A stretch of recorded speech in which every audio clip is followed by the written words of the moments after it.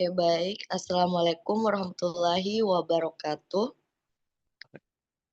Terima kasih atas kesempatan yang telah diberikan kepada kelompok kami, kelompok 6 yang akan mempresentasikan mengenai hasil diskusi kami yaitu merkuri atau air raksa. Berikut anggota kelompok kami ada 4 orang, saya sendiri, Abdul Majid, Nur Ramadan, dan Mutmainah. Sebelum lebih lanjut, kita harus ketahui apa itu merkuri. Merkuri diberikan simbol kimia Hg yang merupakan singkatan yang berasal dari bahasa Yunani yaitu hydrargyricum yang berarti cairan perak. Bentuk fisik dan kimianya sangat menguntungkan karena merupakan satu-satunya logam yang berbentuk cair dalam temperatur kamar 25 derajat Celcius. Titik bakunya paling rendah itu kurang minus 39 derajat Celcius, mempunyai kecenderungan menguap lebih besar. Mudah bercampur dengan logam-logam lain, menjadi logam campuran atau amalgam atau alloy. Juga dapat mengalirkan arus listrik sebagai konduktor, baik tegangan arus listrik tinggi maupun tegangan arus listrik rendah. Manfaat dari merkuri untuk wajah. Merkuri digunakan sebagai bahan pemutih karena menekan produksi melanin dan membuat kulit tampak lebih cerah dalam waktu singkat. Selanjutnya, materi selanjutnya akan dilanjut oleh rekan saya, Abdul Majid. Dampak merkuri bagi kesehatan. Bahaya merkuri dapat merusak sistem saraf otak, ginjal, jantung, dan paru-paru, menyebabkan gejala seperti kelelahan otot, tremor, gangguan penglihatan dan pendengaran, serta gangguan mental dan cacat lahir pada anak-anak.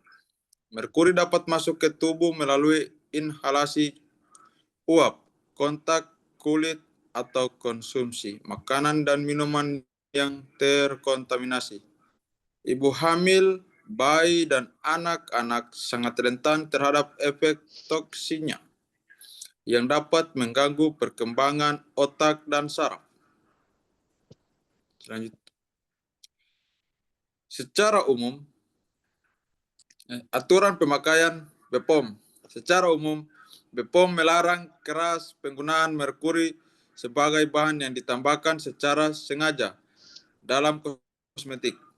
Merkuri diklasifikasi sebagai bahan berbahaya dan atau dilarang dalam kosmetik karena dapat menimbulkan berbagai masalah kesehatan serius. Namun, dalam regulasi tersebut terkait batas cemaran dalam kosmetik, contohnya Peraturan BPOM nomor 16 tahun 2024, merkuri atau Hg diizinkan hanya sebagai cemaran, bukan bahan yang ditambahkan sengaja, dengan batas maksimum yang sangat rendah. Saya serahkan ke moderator. Kepada pemateri selanjutnya, saya serahkan kepada Nur Ramadan. Baik, adapun bentuk-bentuk dari merkuri yaitu terdiri dari 3, yaitu yang pertama merkuri elemental atau merkuri cair air raksa. Jenis ini biasanya terdapat pada tabung termometer, saklar listrik, dan lampu neon. Merkuri jenis ini berbahaya jika menjadi uap dan terhirup oleh manusia. Next. Yang kedua yaitu merkuri organik. Jenis ini bisa ditemukan pada ikan dan asap pembakaran batu bara, serta berbahaya jika terpapar. baik tertelan, terhirup, atau terkena kulit dalam waktu yang lama.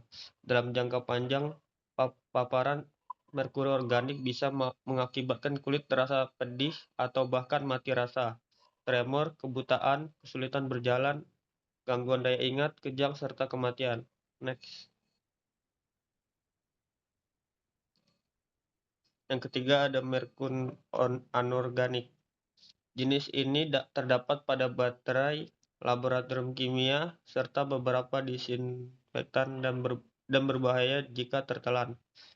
Gejala yang timbul tergantung dari jumlah merkuri yang tertelan, namun biasanya penderita mengalami rasa terbakar di tenggorokan dan perut, muntah serta diare berdarah. Merkuri anorganik juga bisa menimbulkan dampak buruk pada otak dan ginjal jika masuk ke aliran darah. Baik, saya serahkan ke moderator.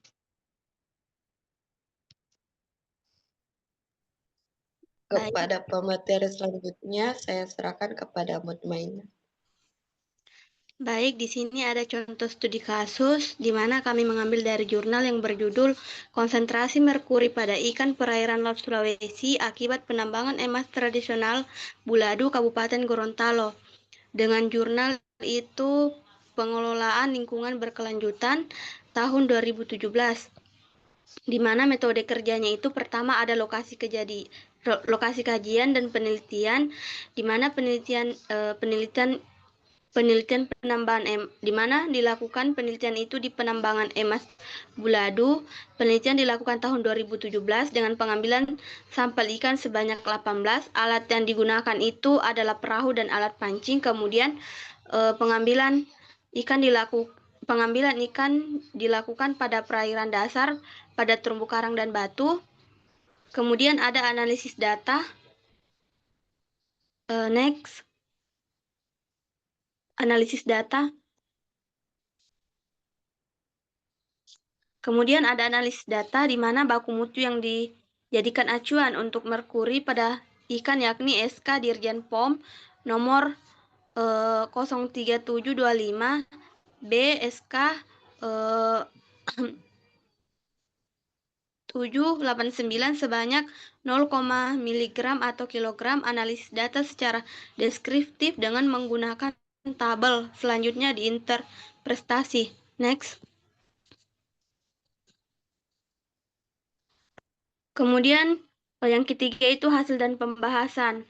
Di bagian hasil itu, hasil analisis konsentrasi merkuri pada ikan sesuai hasil analisis laboratorium yang dicantumkan dalam tabel dibandingkan dengan standar baku mutu yang ditetapkan dalam penelitian ini. Juga dicatat berat ikan untuk mengetahui berapa jauh kontaminasi merkuri pada berbagai ukuran hasil tangkap ikan. Next.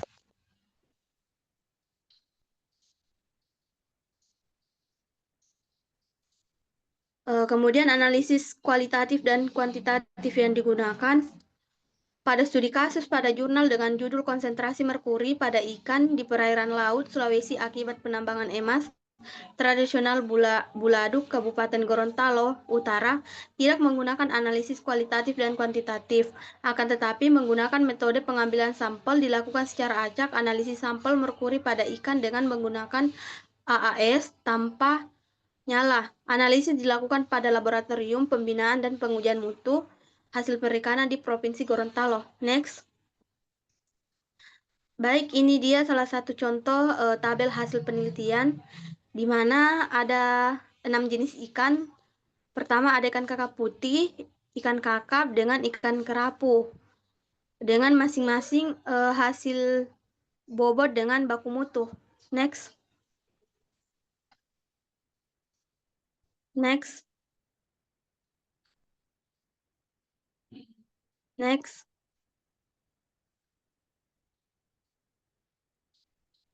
Selanjutnya itu ada kesimpulan studi kasus di mana hasil analisis konsentrasi merkuri pada ikan berkisar 3.142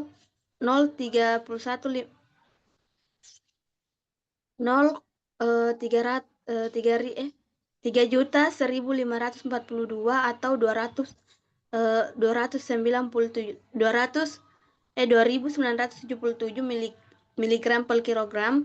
Konsentrasi rata-rata sebesar 1.1.882 miligram atau kilogram. Hasil analisis ini sudah berada di atas baku mutu yang ditetapkan sebesar 0,5 sesuai dengan SK Dirjen POM. Salah satu faktor tingginya konsentrasi merkuri pada ikan karena penambangan membuang limbahnya ke sungai dan bermuara ke Laut Sulawesi.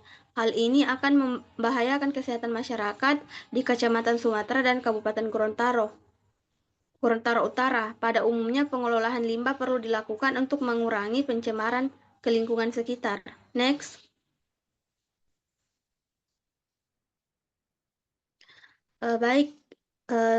Selanjutnya itu penggunaan kosmetik yang baik dan benar.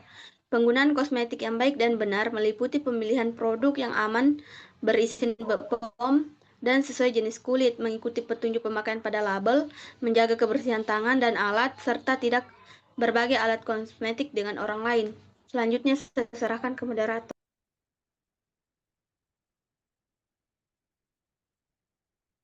Baik, mungkin itu saja yang dapat kami presentasikan dan kami paparkan. Lebih dan kurangnya mohon dimaafkan. Wabillahi taufiq wal hidayah. Wassalamualaikum warahmatullahi wabarakatuh.